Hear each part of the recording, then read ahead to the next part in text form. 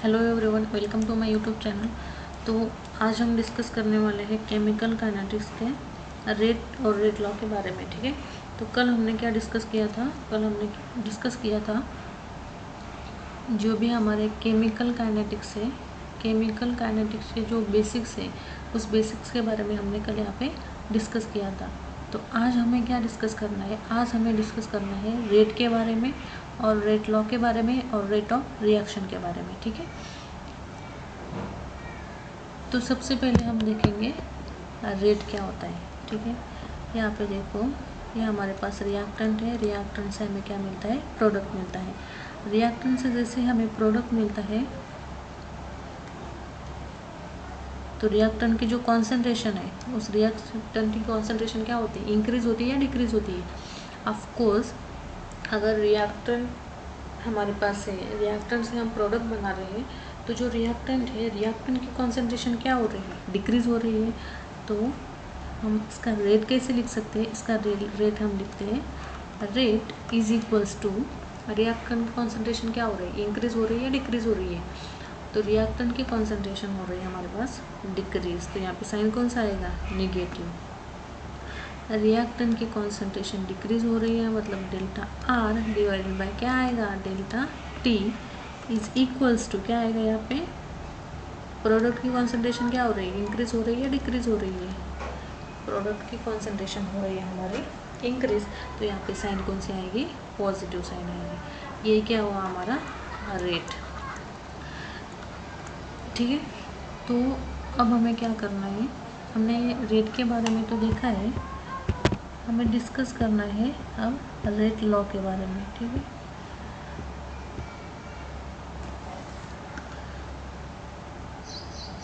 Rate law कैसे लिखते हैं हम? रेट, उसे मैं यहाँ पे एक रिएक्शन लिख देती हूँ। यहाँ पे रिएक्शन है, A plus B it gives C plus D. यहाँ पे देखो, ये कैपिटल बी क्या है हमारे पास? रिएक्टेंट है, और सी कैपिटल डी के ये क्या है हमारे पास? प्रोडक्ट है। और ये स्मॉल बी क्या है? स्मॉल ए मतलब इस जो हमारे पास रिएक्टेंट है, उस रिएक्टेंट की स्टैचोमेट्री है। ठीक है, तो यहाँ पे रेट कैसे आएगा? रेट इज इक्वल्स टू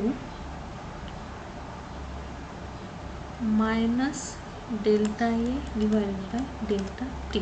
ठीक है, अब देखो यहाँ पे जो स्टैचोमेट्री है, उस स्टैचोमेट्री को हम यहाँ पे ऐसे लिख देते हैं, is equals to minus 1/b delta b by delta T is equals to, जो प्रोडक्ट है, प्रोडक्ट की कॉन्सेंट्रेशन क्या हो रही है? इंक्रीज हो रही है, तो हम क्या लिखते हैं यहाँ पे? 1/c delta capital c by delta T is equals to 1/d delta capital d divide by delta T. ठीक है, ये हो गई हमारी रेट इक्वेशन। अब देखो, ये जो रेट है, ये रेट किसके ऊपर डिपेंड कर रही है? ये रेट डिपेंड कर रही है हमारे कॉन्सेंट्रेशन के ऊपर। ठीक है, तो यहाँ पे जो हमारी रेट है, रेट कॉन्सेंट्रेशन के ऊपर डिपेंड कर रही है। तो यहाँ पे ये क्या था हमारे पास? ये स्मॉल ए और small B, small C, small D, ये था हमारे पास स्टैचोमेट्री। अब इस रिएक्शन का रेट हम लिखते हैं ए की पावर एक्स, और यहाँ पे बी की पावर वाई। जो हमारी रेट है, रेट डिपेंड करती है हमारी कॉन्सेंट्रेशन ऑफ रिएक्टेंट के ऊपर और कॉन्सेंट्रेशन ऑफ प्रोडक्ट के ऊपर डिपेंड करती है। ठीक है, तो यहाँ पे देखो, ये एक्स और ये वाई क्या है? ये एक्स और ये वाई है कि जो हमारे पास ए रिएक्टेंट है, ए रिएक्टेंट के ऑर्डर क्या है? मतलब एक्स डिनोट कर रहा है order with respect to a, and y denote कर रहा है order with respect to b. तो यहाँ पे प्रोपोर्शनलिटी साइन है, इस प्रोपोर्शनलिटी साइन को हटाने के लिए हम क्या करते हैं? कोई भी एक कांस्टेंट लेते हैं। तो यहाँ पे मैं कांस्टेंट लेती हूँ के, ए की पावर एक्स, बी की पावर वाई। ठीक है, तो यहाँ पे के क्या है हमारा? एक के है हमारे पास रेट, कांस्टेंट, ठीक है। और अगर हमें यहाँ पे ओवरऑल ऑर्डर निकालनी है तो ओवरऑल ऑर्डर कैसे निकालते हैं हम, overall order is equals to x plus y. X plus y क्या आ गई, इस रिएक्शन के लिए ओवरऑल ऑर्डर आ गई, ठीक है।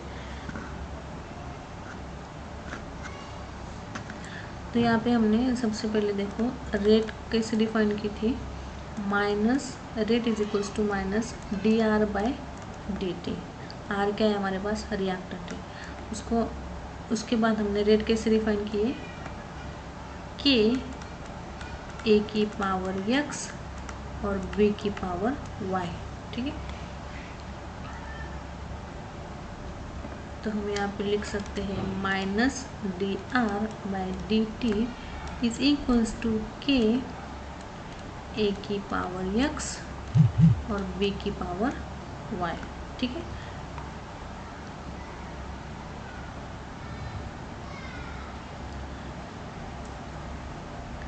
अब देखो यहाँ पे, अब हमें क्या करना है, हमने रेट लिखी है, रेट लॉ भी लिखा है।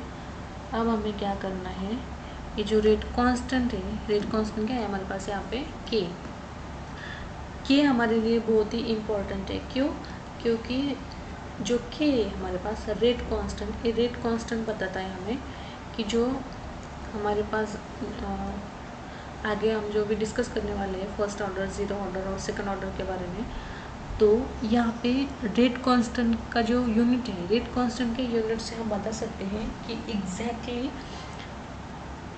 ये जो रिएक्शन है ये ज़ीरो ऑर्डर है या फर्स्ट ऑर्डर है या सेकंड ऑर्डर है। सिर्फ आप रेट कांस्टेंट के यूनिट से ही पता कर सकते हैं कि ये कौन सी ऑर्डर रिएक्शन है। तो ये बहुत ही इम्पोर्टेंट है रेट कांस्टेंट हमारे लिए, ठीक है। तो यहाँ पे देखो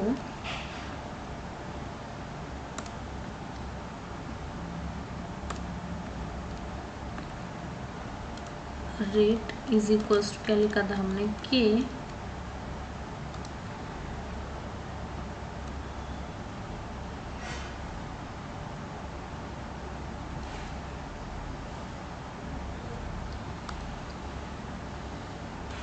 रेट इज इक्वल्स टू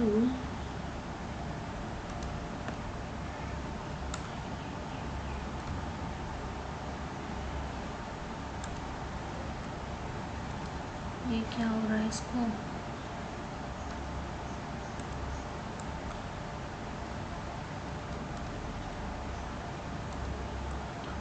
ठीक है, एक मिनट में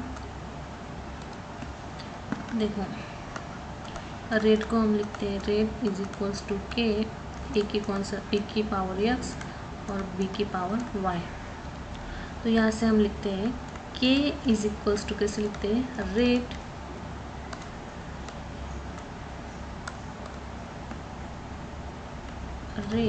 डिवाइडेड बाय क्या आएगा,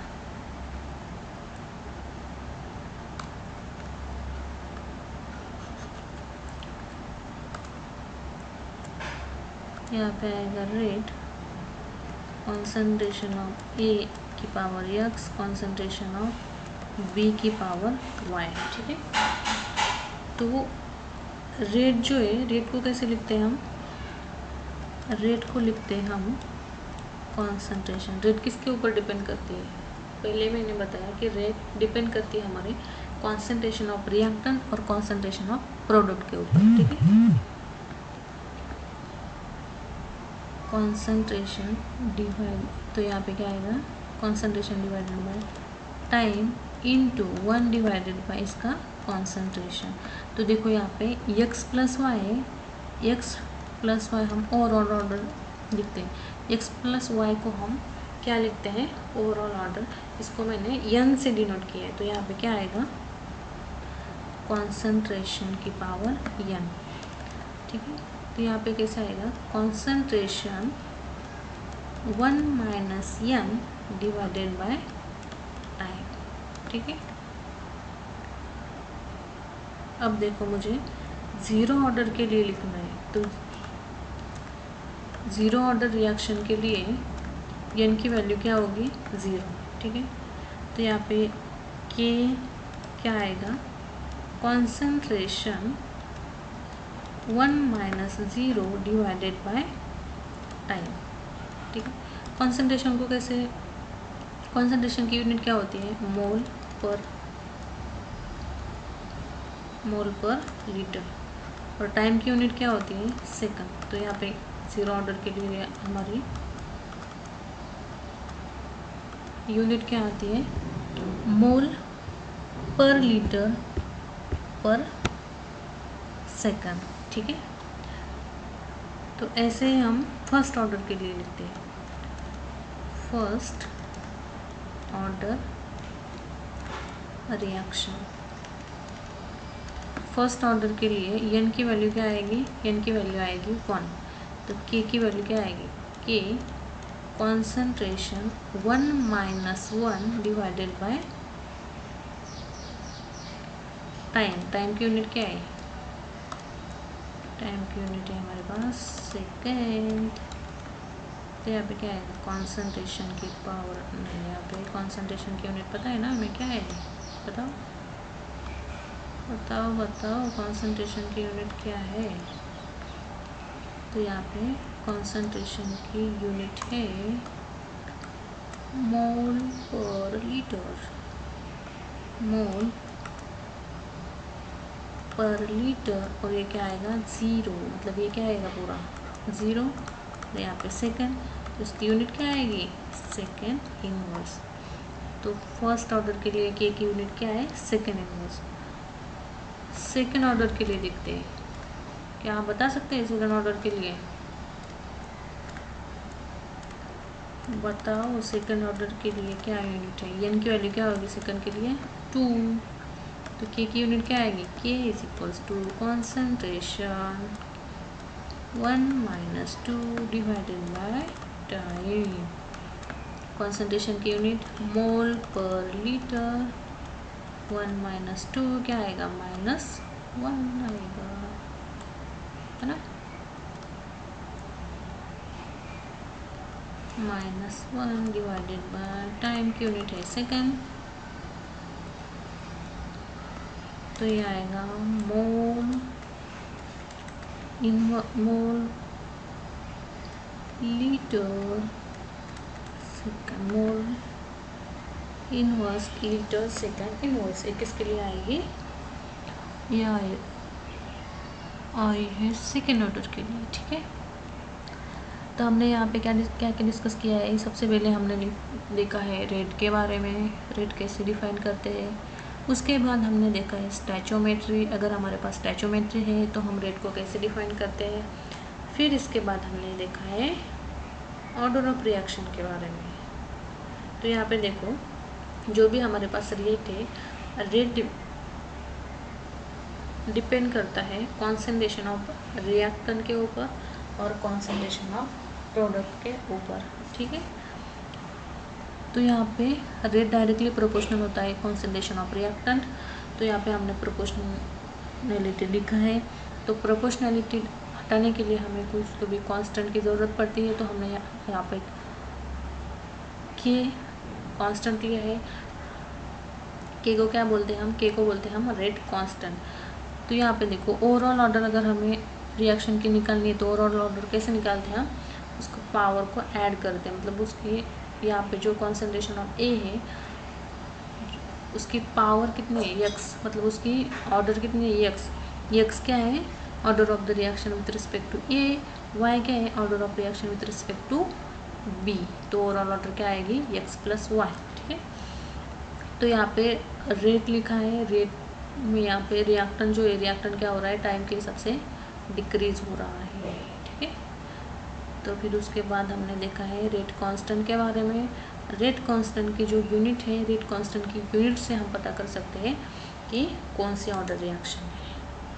ठीक है, अगर आपको ये चीज़ें याद भी नहीं रही ना, तो अगर आपको सिर्फ क्या याद रखना है यहाँ पे, रेट कांस्टेंट की यूनिट। अगर आपको रेट कांस्टेंट की यूनिट पता है तो मैं 100% गारंटी देती हूँ आपको कि आपका क्वेश्चन 100% सॉल्व हो जाएगा। और ये जो क्वेश्चन है, ये क्वेश्चन सीईटी में पूछे जाते हैं। अगर आपने सीईटी का प्रीवियस ईयर क्वेश्चन पेपर देखा होगा तो वहाँ पे के की यूनिट दी है और आपको बताया है कि कौन सी ऑर्डर रिएक्शन है, ठीक है। तो ये हमारा सेकंड पार्ट था केमिकल काइनेटिक्स का। तो जो बाकी पार्ट है वो हम कल यहाँ पे फिर से डिस्कस करेंगे। कल हम देखेंगे molecularity of the reaction and first order, second order और थर्ड ऑर्डर जो है उसके बारे में हम यहाँ पे डिस्कस करेंगे। और एक चीज़ बहुत ही इम्पोर्टेंट, जो भी ऑर्डर होती है हमारी, ऑर्डर क्या क्या होती है हमारी, ऑर्डर में बी 0, फर्स्ट, सेकेंड, थर्ड और इवन फ्रैक्शन में भी ऑर्डर होती है, ठीक है।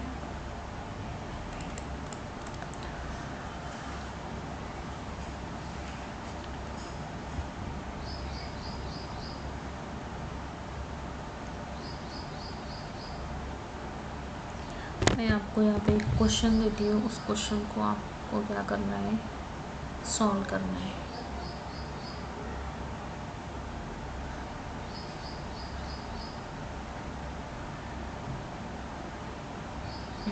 आपको के दिया है, कल मुझे इसका आंसर बताना है। आपको कमेंट में बताओ इसका आंसर क्या है। के दिया है 2.3 into 10⁻⁵ litre mole inverse second inverse. कौन सी ऑर्डर रिएक्शन है ये बताना है। ये हुआ फर्स्ट। सेकेंड है k is equals to 3 into 10⁻⁻⁴ second inverse.